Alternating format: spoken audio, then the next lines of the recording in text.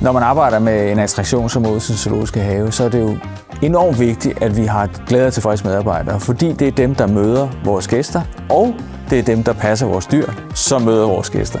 Det er enormt vigtigt, at de er glade hver dag for at gå på arbejde. Og en lille ting, vi så gør, det er jo at servere dem kaffe, som de ikke behøver at tage med hjemmefra. Og den kaffe, vi serverer, er selvfølgelig også helt afgørende for, at de nyder at komme op til pausen eller til middag og få den gode kop kaffe. Og de er også meget bevidste om kaffen er en god kvalitet eller ej. Bare høre kværnen begynde. Det kan få den her fornemmelse af, at man faktisk kan smage kaffen allerede der.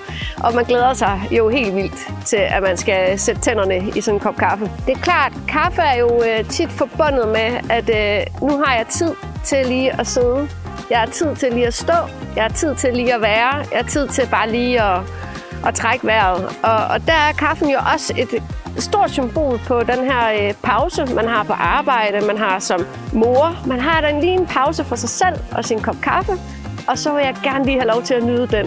Det bruger jeg den altså også rigtig meget til. Så det er vigtigt for os, at vores medarbejdere synes, det er et godt sted at arbejde. Og en lille del af det er jo selvfølgelig også at kunne tage en god kop kaffe hver eneste dag.